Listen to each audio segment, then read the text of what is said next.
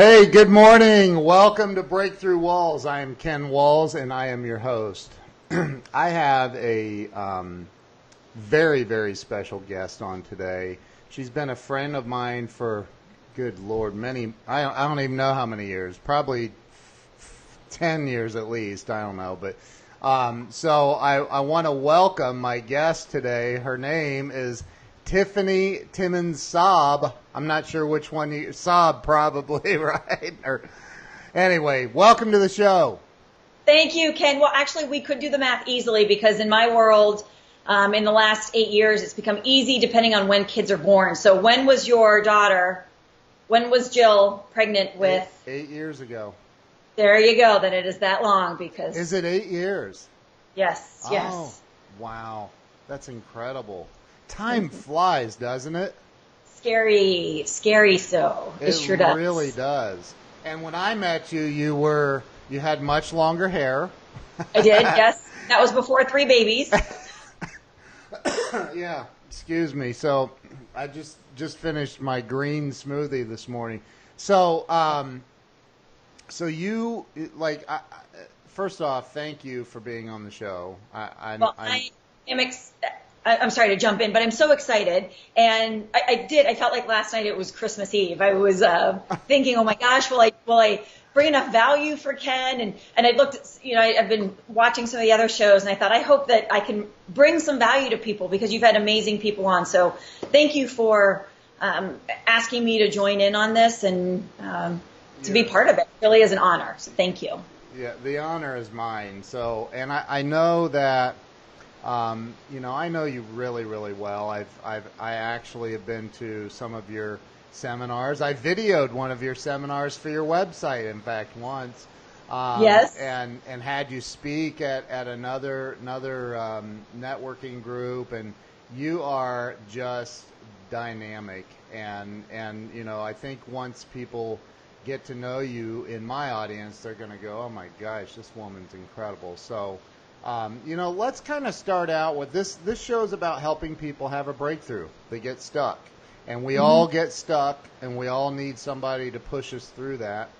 And, in fact, you've been instrumental in helping me get unstuck. You were my coach for a while, which blows Yes. my mind. Like, wow. So, and now I do some coaching, so that's awesome.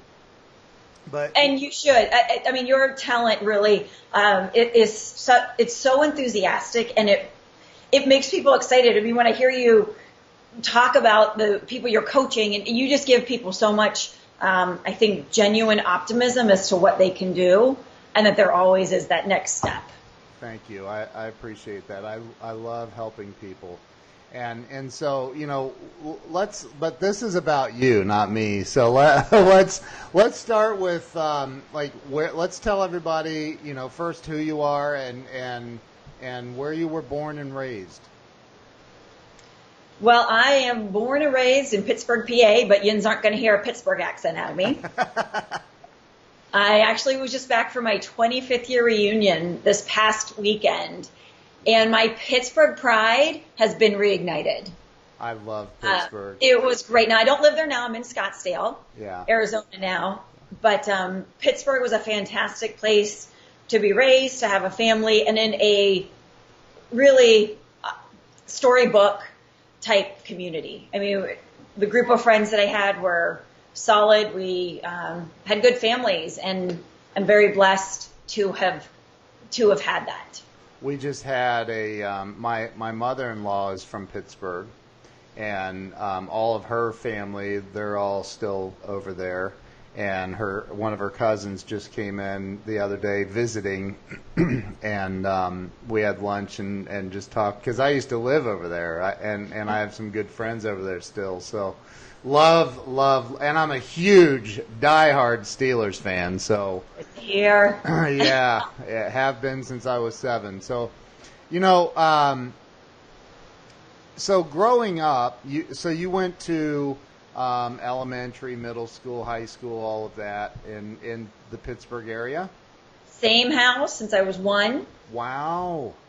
A lot of the same friends. In fact, at this reunion, there were friends that we said, gosh, when did we meet? Oh, yeah, it was third grade. Oh, it was second grade. And wow. to see those people again that I haven't connected with really much. And a lot of them aren't on Facebook. A lot of them don't do social media. And wow. It's funny because there's a lot of people that don't. We think everybody is on there, and there are some amazing people that it's just not a priority in their life right now. Yeah. They've got other focus areas. But reconnecting with those people is so important, because one of the things that I do coach through is understanding your roots and then your wings. And it's important to have both of those, whether those roots are positive or negative. Right. You have to take them and turn them into a strength for you to continue to fly where you want to go. Wow. That's, I can't wait to get into some of that with you. So growing up in Pittsburgh, I mean, it sounds like you had the all-American family. Like, yes, I sure do. One younger sister, and my mom, very young, realized that you need to have the district we were in was very competitive, and she went to a high school play and said, "You've got to have your thing that you do. You've got to have a place where you're going to build confidence based on what you do, not what your parents do." So very early on, my parents got us involved in activities, but they also said, you go into those activities and that coach is your coach. Don't come crying to me about what happens. Right. Don't come crying to me about going in to fix it. And if you've got an issue with the teacher or the coach, you have to address it. So I really, that outside influence, my parents and I talk about this a lot, how important it is to have somebody other than your parents telling you right and wrong, but you also have to get in there and fight for yourself. And I had arguments with teachers and coaches, but my parents did not get, unless it was a safety issue, right. They were not going to get involved. And they knew that that's where you learn. You have to experience things.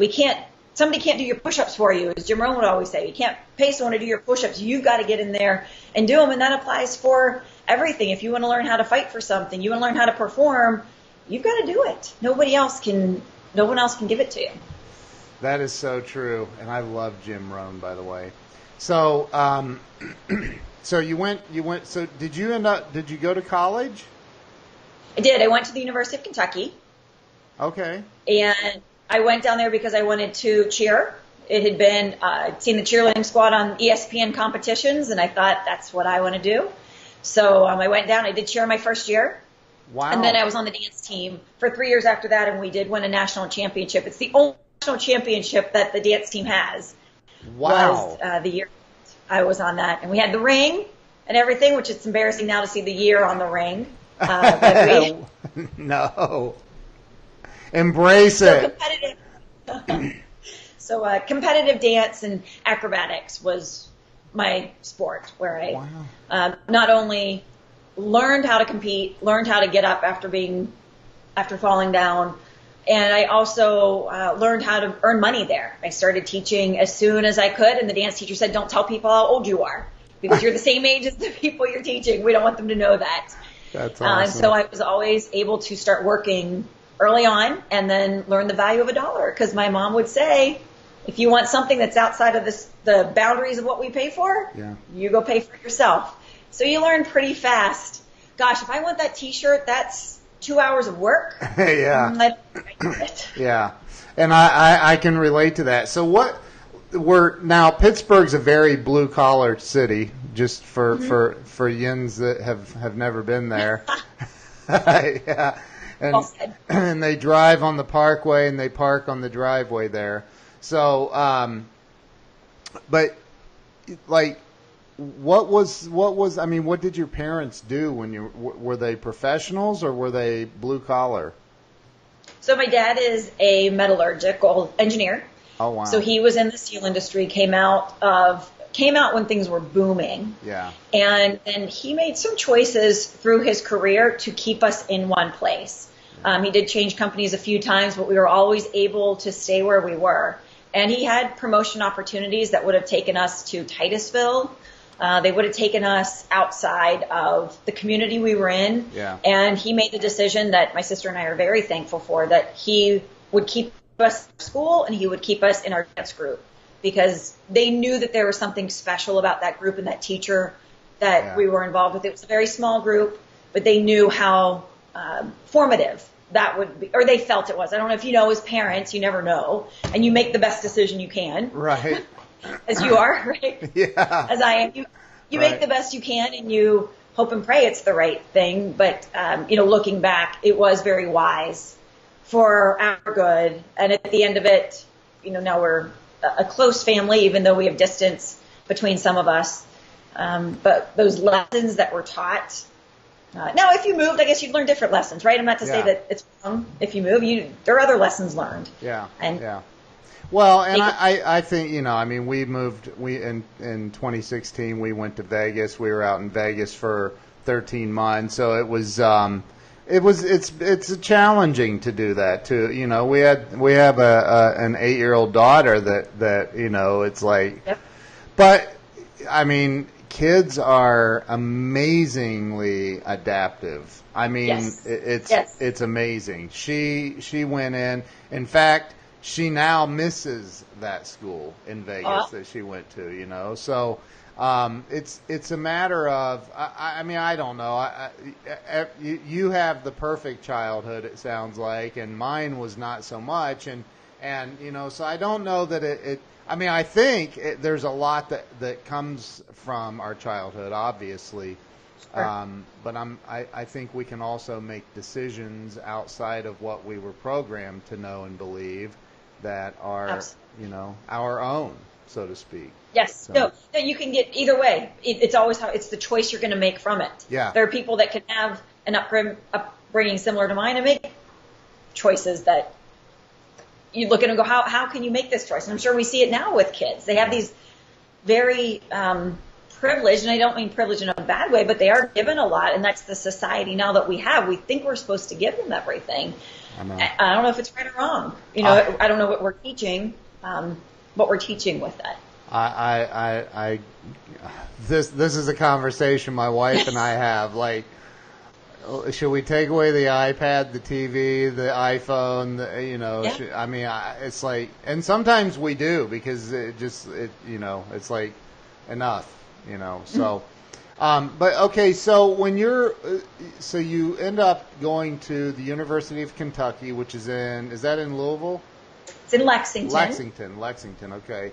And what was your major?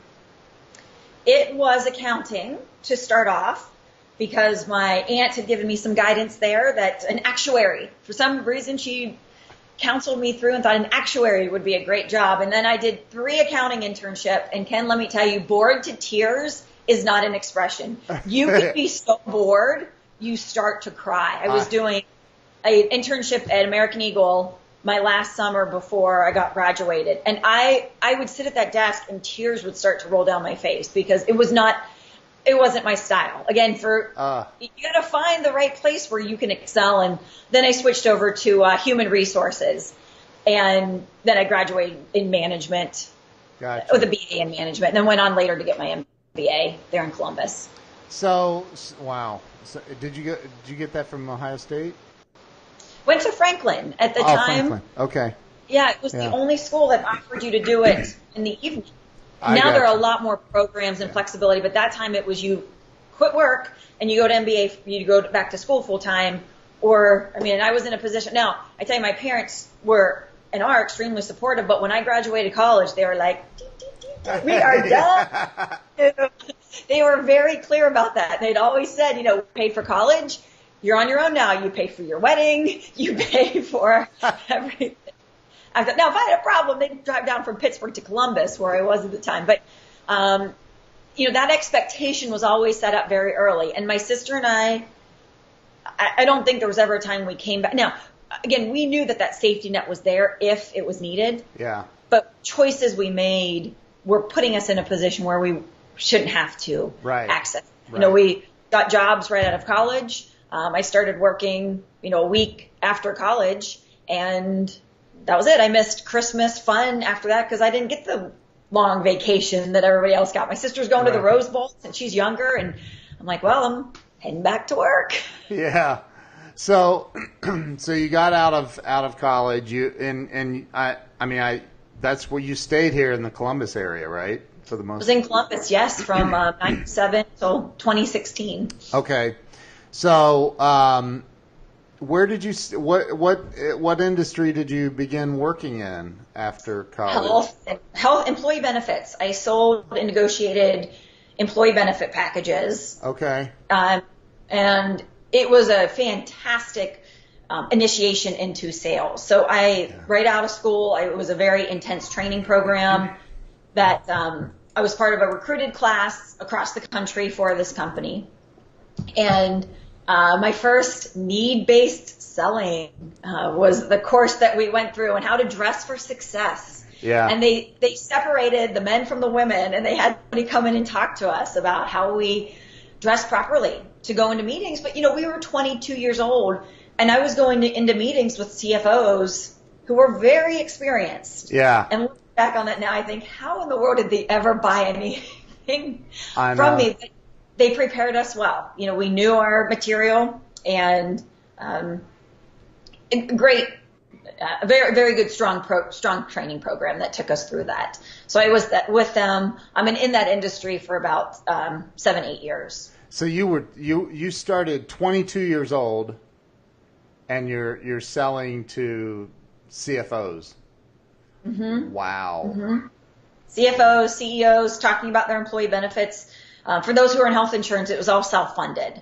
So it was a very niche market and something a lot of people didn't understand. Yeah. Which it's nice to be in sometimes an industry that people don't understand, because the value you can bring is your education to it. If you could position yourself properly, that they actually end up needing you because it's too complex and they just don't have education on that piece.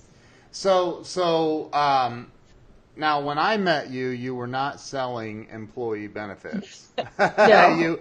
So at some point along the way, you said you were in that industry for 7 or 8 years, but at some point, you got bit by the entrepreneurial bug.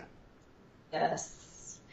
So I was doing the health benefits, and then I was also doing motivational speaking for high schools. And I would, about once or twice a week, I'd go into a high school and speak about their career choices and how do they go to college, how do they look for a college, how do you pay for college, what are the things that they needed to be aware of by going through this college search journey. And then since I had my MBA, a friend came to me and said, would you look at this business opportunity? I really want to own a preschool, but my husband doesn't believe me. If you look at it and you say it's good, he'll trust you. So I looked at it and I said, Joyce, this is so good. I'll go into business with you. So we opened a preschool. I was doing speaking. I was doing my full-time job. Yeah. And then I was also teaching competitive dance. Wow. And I ended up in the hospital with pneumonia on Christmas Eve. Oh my gosh. Ken, how many other entrepreneurs do this though, right? They run themselves ragged. You've got so much passion and excitement, but I realized I was working hard, but not very smart. Yeah. And I had a lot of drive, but I lacked focus. So that was the moment where I said, all right, this isn't smart. I've got to reevaluate and restructure things. So one by one, once I could stop teaching dance when the classes ended, I sold the preschool to my partner. I stopped doing the speaking, and then I let my company know where I was doing health insurance that I was going to leave. And that's when I found Zig Ziglar. I decided to take this leap, and there was an opportunity to get certified with the Ziglar sales system and their presentation skills.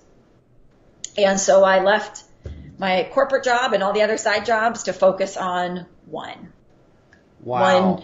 One startup. And it was me. I mean, I got certified, and you had the Ziglar name, but that didn't sell anything. It didn't really matter what the name was. People weren't, they might love it. Oh yeah, I love Zig. I've listened to his stuff. I've seen him speak, but it doesn't mean they were ready to write you a check to come in and do training for a company. I want to back up just a little bit, because you said that about, focus, and being focused is probably the most important thing that I've ever done in my life is learning how to be focused. But you are the one that said to me that that I had shiny rock syndrome. Oh, yes. That's what you called it. Literally, I'd never heard that before you. I'd heard, squirrel, like, oh, there's a squirrel. But, like, you said that I had shiny rock syndrome. And so, and I'll never forget that, because you're right. And one of the most important things that somebody can do is get focused on one thing to begin with. Yes. I've seen it myself within myself. My buddy, which my buddy, he's your buddy too, Mike Anthony, the attorney here in Columbus, right? He says to me one day, he calls me up and he said, how's business? I said, it's slow right now. And he's like, well, what about that send out cards that I was doing, right? I go, yeah, it's, it's okay. He goes, dude, you can't have a mistress.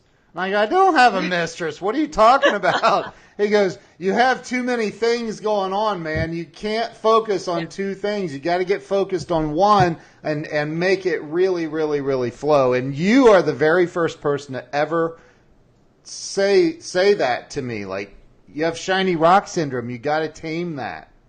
Well, and for the listener, shiny rock syndrome is, oh, look at that. Oh, look at that. Oh, look at that. It just keeps moving on. And I bet a lot of people feel that way. Ken, the average attention span is down to 7 seconds. Oh, my gosh. And, we feel like we need to multitask because it's the only way to get things done. But multitasking drops your IQ, and you get less done when you're multitasking than you do if you focus on one thing, get it done right, and then move on. Wow. That's powerful. I hope everybody heard that. That is incredibly powerful. So you became a Zig Ziglar, which blew me away also when I met you, because you were like the only Zig Ziglar certified coach in like 5 states or something. and I was or not coach, sales trainer. So what happened next? What you started doing that? What happened? So from there, and I think this is interesting to share with people. I had saved up enough money, and I said, for a year, I can go without making anything. I can do this. And Sadie, go out there. Grandma's, they're looking for one of my babies. She just walked in here. Like, okay. They looked and they didn't see her. They're going to be worried she's disappeared. So I went almost a year without being able to pay myself. Oh. I brought in enough money to pay for my business expenses. And man, business is so expensive. I think that's something people need to realize when they go into it. And even with this age of computers, it's still pricey. Every software you need, every update, the computer breaks. I got to call in an IT person. I mean, there are so many expenses in business. And I'm actually mentoring ASU at Arizona State University student-led ventures right now. It's a new position that I've gotten recently. You're working with Arizona State? Yes. Wow, yes. Good for you. Congratulations. Thank you. And one of the biggest things that I'm teaching them and that they're not learning through any of their classes are really the expense to business, and you got to get out and sell something. I said, it doesn't matter how great you think this product is. Go sell somebody something. Then we'll modify after that. I don't know if you follow Grant Cardone or not, but he's a friend of mine. He's an amazing trainer, sales. The guy, and that's one of the thing he says. Everybody says businesses fail because they're undercapitalized. He goes, that's not why businesses fail. Right. They're not selling enough at a high enough profit margin fast enough. That's it. You just got to sell. Yes. That's it. It's really that simple, I think. Well, it is. Just people aren't. Well, selling is hard. It's a lot of rejection, and I knocked on doors, but some of my so I left. So I was with Ziegler, and I always had that certification in my back pocket. Yeah. But then I thought the next step was I needed to get around a community. I was very lonely, being okay. I've got this Ziegler certification, but I still have to get business. I got to close it. I've got to service on it. And then I got to upsell, cross sell, go find more. Yeah. So, I got certified through Action Business Coach. And that way I was with a very big community of other coaches. Yeah. And community is so important to have because you learn from them. And we really embodied the spirit of co-opetition. Yeah. Where we're all competing against each other, but when we did better, everyone did better. Right. So I had the chance to work in that office, again, as an independent. I mean, I had to kill what I ate. Nobody was giving me anything. Right. And so I continued on that. And then when the timing was right, and I thought it doesn't make sense to be paying the fees that I was paying, I then went out and branded myself. Yes, you did. And that's how I met you. Yes, that's what I did your first website. I think it was your first one, wasn't it? It was. I believe, it was. Well, a video. Yeah. So, and only because of that website, you launched. I'm kidding. After that, easy breezy. Clients just came to me. It was like you just started getting $1 million checks in. So, and that's a joke, but I know that, I mean, you really did launch. I mean, you took off. I was there. I witnessed it. I saw it. Like, you really took off. So talk a little bit more about that. What happened after you branded yourself and started doing your own stuff? Not much changed. What changed was I was back alone. So I didn't have, I kept more of what I earned, but I also, it was a little lonely, but at that point I had a very strong base of clients that I was working with. Yeah.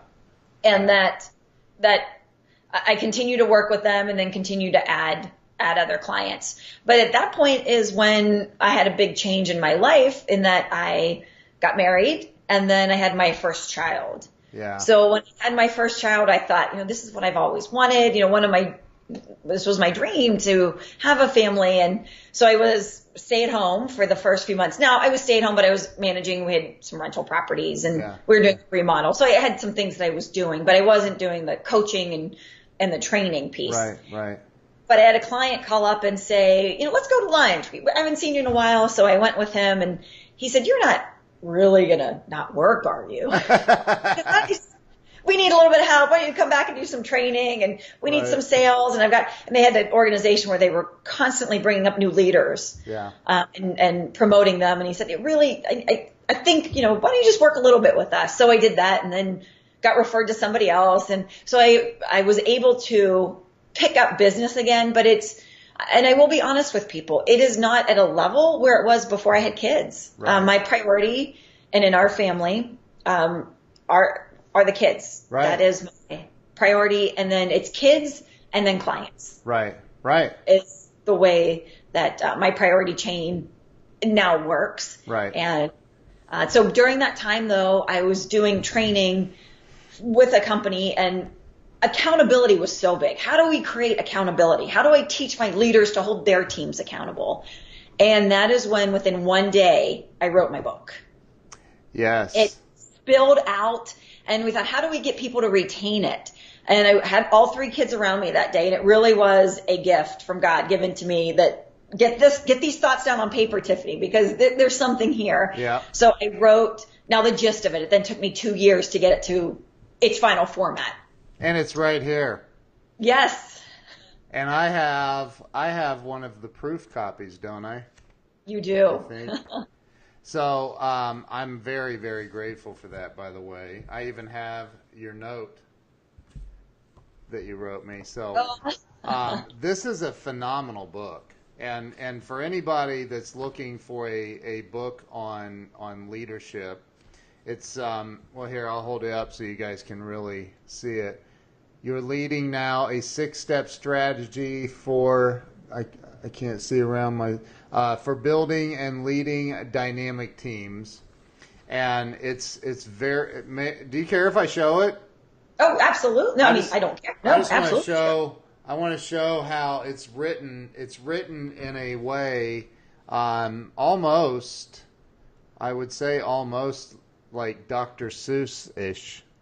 It is. It's a Dr. Seuss for adults. Yeah.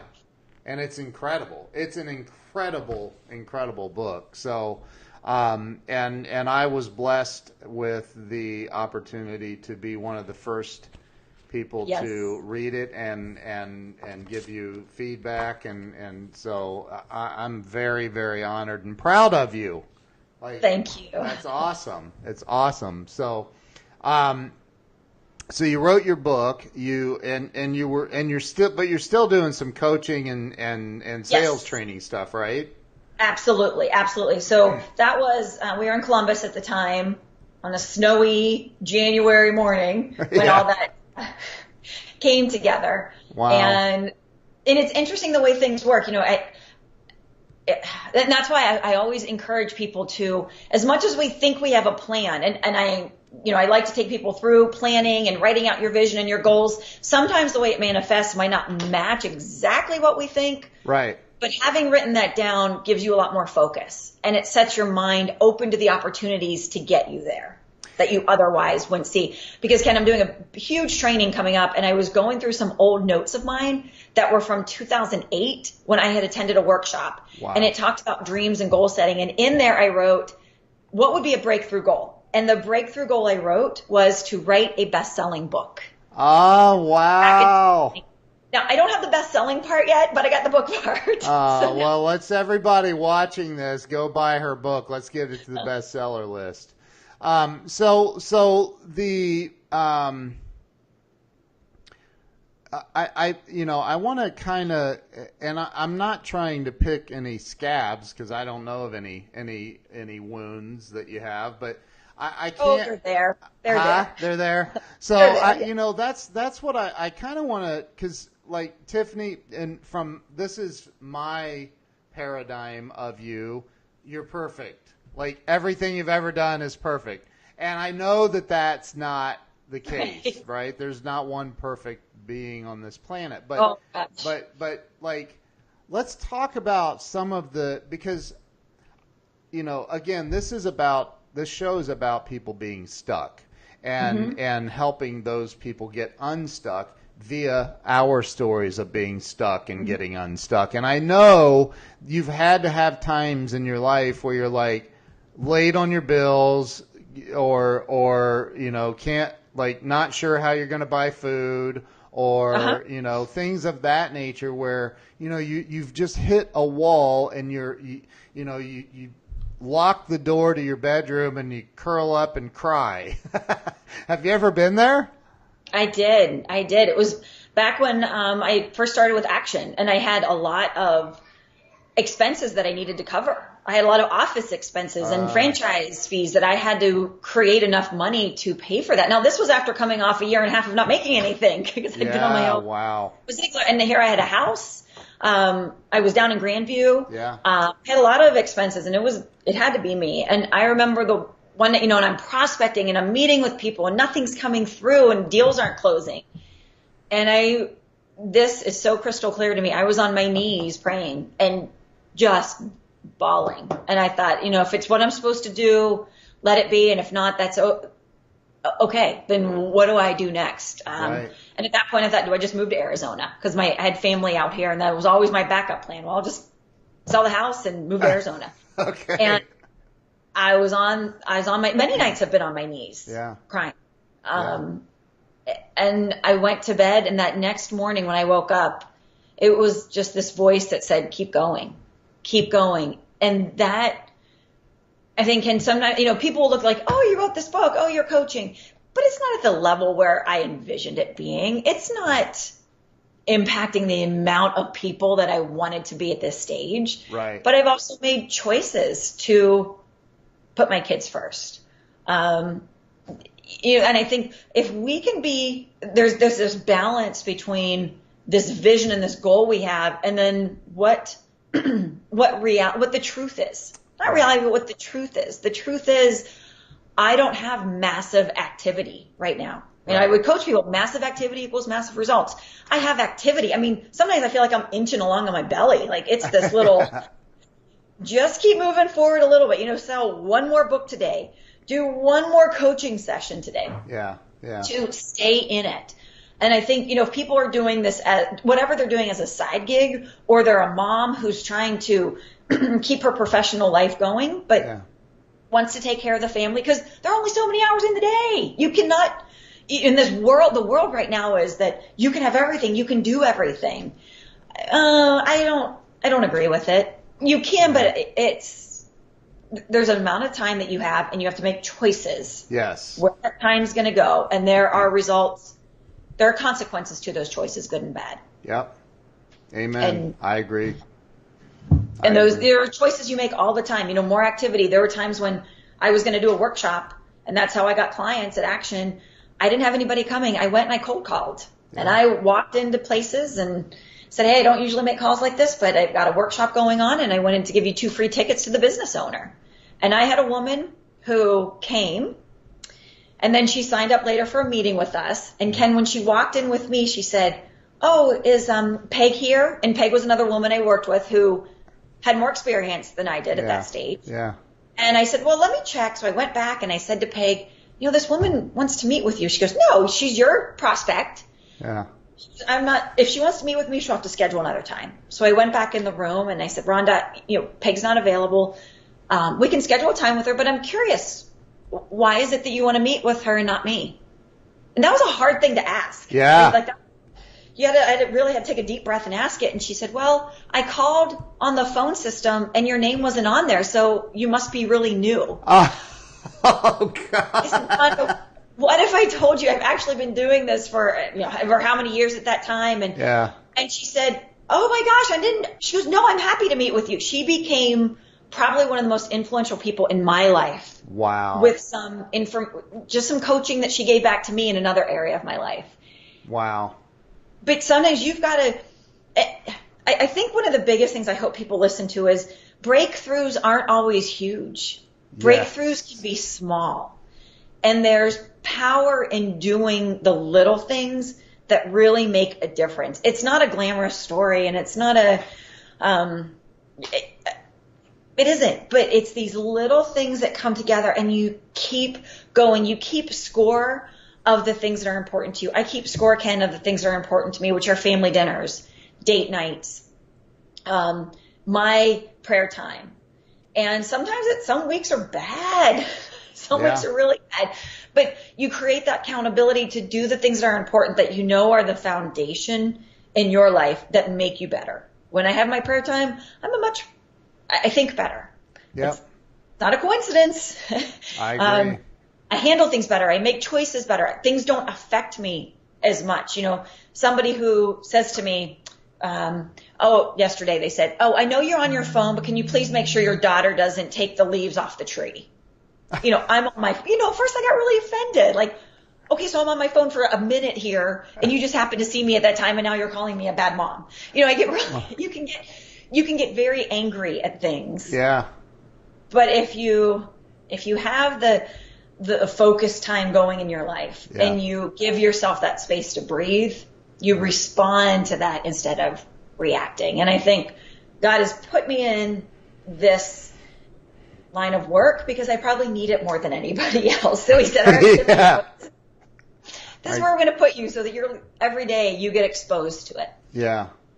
Wow. That's powerful. I was having this thought a couple days ago about how, if you scroll through Facebook or any form of social media, you quickly learn that people, every single person on this planet feels like, at least the majority of the time, that they are the most important person on the planet. And it's true. Even if you do have kids, you still feel like, okay, unless harm is getting ready to come to them, and then a good parent will step in front of a bullet or a bus or anything, right, for their children. But, but paradoxically, we're not as important as we think we are. Right? But most people are walking around not feeling important enough. So it's this balance you've got to learn. And I get, You know, I've meditated every single morning in my life for the last 15 years. And I will not miss a morning. I won't. I just won't. Even if it's for 10 or 15 minutes, what it does is it gives me that ability to stay in touch with whatever it is. You can define it as God or Jesus or Buddha. I don't care. I don't care how people define it. Personally, I think that force is inside of all of us, and we have to learn how to quiet our minds and experience it for the guidance that we need. That's my personal opinion. So you obviously have been as long as I've known you, you've just been a rock star, like a rock star. I had people saying, "Oh my God, you know Tiffany?" And I'm like, "I do." Yep, I got her autograph on a check. No, but like and they were, can you get her to speak at this and this or this? Because you're dynamic, you're just incredible, and I really do hope that people go out and get your book. This is an incredible, incredible book. So, what is in your opinion, and all of your years of coaching and training and working with people, what is the number one thing that you think holds people back in life from success, from healthy, happy relationships, from financial wealth, from everything? What's the number one thing? That's a big one. I mean, there's so many things. So I wonder if I can boil it down to one piece. It's going to come down to choices. Okay. And the choices are going to show themselves in a lot of different ways. The choice to snap back at somebody if they've said something you don't like. The choice to stay quiet. The choice to think before you speak. The choice to send off that angry email. The choice to yell or not to yell. The choice to ask a question or give your opinion. It's all going to come down to the choices to spend that time internally and giving yourself time to breathe or just run hard. The choice to work out or not. The choice to eat the healthy meal or it's going to come down to those. And I just read recently, I think we make 35,000 choices, at least semi-subconsciously and all the way up to consciously a day. Yeah. That's an amazing number. I mean, I don't even know if there's enough time in the day that you can make that many choices. That's crazy. But we're making so many choices. You know, do I take that phone call that just came in or do I keep working on this email? And it's not always the big choices. It's these little choices. And you get stronger when you make the correct little choices to make the big choices. I think everybody wants this. They do want this major breakthrough. But to get that major breakthrough, you got to do a lot of sprints and a lot of push-ups and sit-ups to get there. You've got to build your muscles to get to that major breakthrough. I mean, there's no overnight success. We think they are because we didn't hear of them before. Right. But they've been working and they've been inching along for years. We just don't know it. And, I think, Ken, it's so kind of you and it makes me feel warm when you say, gosh, Tiffany, you just have this image and this perfection. And it's so far from that because it's just not. It's not. I don't know if anybody ever thinks they've arrived or they're there and you're always striving towards something else. And everybody, it's just a lot of challenges every day and they change. You think you figure one thing out and then it changes. So that's why the choice to take the time to figure things out. We get so focused on the doing that we need to step back and think. And that's why coaching is so important because it gives you that time to vent a little bit and then start prioritizing and figure out really what is it you're going to do about the issues that you're facing. No problem can sustain the assault of thinking. If you really are going to think about it, you're going to find a way around it. Amen. I totally agree. So if somebody came to you and they said, Tiffany, I don't know what to do. I'm stuck. My electric's getting shut off tomorrow. My car was repoed last week. I'm getting evicted within the next 30 days. I just don't know what to do. Things are, is hitting the fan and I don't know what to do. What's the first thing you're going to say to them? It's not going to last forever. Yeah. It's right now. Right. And it's so hard sometimes when you're in the middle of that to think what can be next and what can be out there. So this is a challenge. And some of those things I can't come in and fix for them, but I hope that we can get the mindset in a way that it's not here forever. This is a moment. Yep. And this is a moment you're going to look back on and laugh, and you're going to tell stories about this, and you're going to help other people grow stronger from this moment in your life. Yeah. So looking back, what do you want to say you did next? What choice did you make next to move forward? And sometimes when we can go forward and then look back, it's clearer than thinking, what do I need to do right now? And 3 months from now, what do you want to say that you did? And It's a great question to get you thinking. I love that. I love it. Forward. So, I think that it does. It comes down to choices. There's one of my favorite sayings is, and I'm probably going to paraphrase it, but in life, pain is inevitable. Suffering is a choice. And that's a Buddhist quote. But, it's we get to choose. Mm-hmm. That's what you're saying. You get to choose. You get to choose. And there's nothing in the world more powerful than having the ability to choose. There are some countries in this world where you don't have a choice. If you live in the United States of America, you have a lot of choices. You do. You do. Tiffany, you have a lot of choices. Thank you from the bottom of my heart. I really am so grateful that you took the time out of your busy schedule to jump on here and share some of your wisdom and hope. Any parting words of wisdom that you would leave the audience with?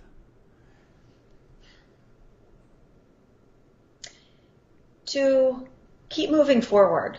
That's a choice you can always make. Keep moving forward. Take the next best step that you can to move you closer to what it is that you want.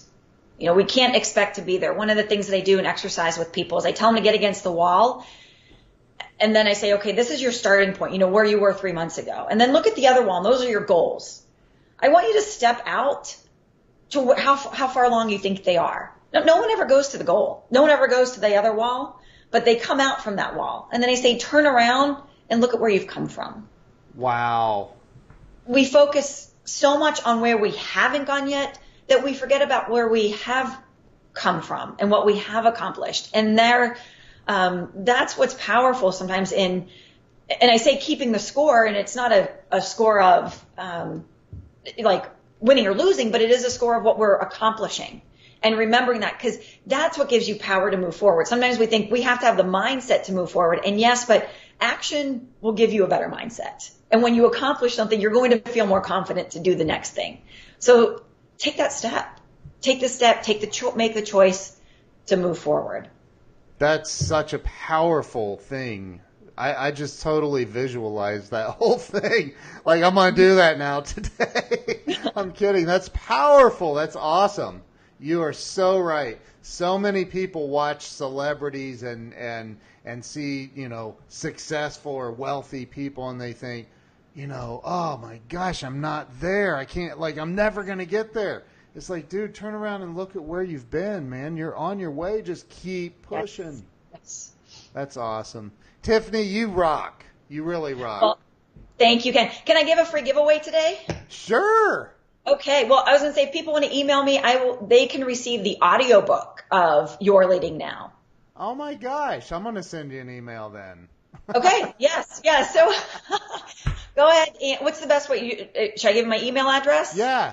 Yes. Okay. So it's info@tiffanytimmons.com. It's INFO. I'm going to put it up on the screen. info@tiffanytimmons.com. Yes. There. I put it up on the screen. Awesome. Yeah. So if anybody emails me and says free book, free audiobook, I will send them the link to get that downloaded. That's awesome. That is so nice. So so tiffanytimmons.com is where people can find you and get more information and follow you. You said you're not huge on social media right now, right? Not a lot on Facebook. LinkedIn. LinkedIn. I go in and out, and it just depends on what else is going on. Right. But kids go back to school here soon, so I'm going to be going to have a little bit more time. Now, right now, it's either client or kids all summer long. So gotcha. Once they're back, I'll be back. But yes, TiffanyTimmons.com. So info at Tiffany Timmons, and I will get them that free audiobook. Now, here's a warning. You're giving away a free audiobook to your book. Yes. To anybody. Yes. Wow. That's incredible. That's very generous of you.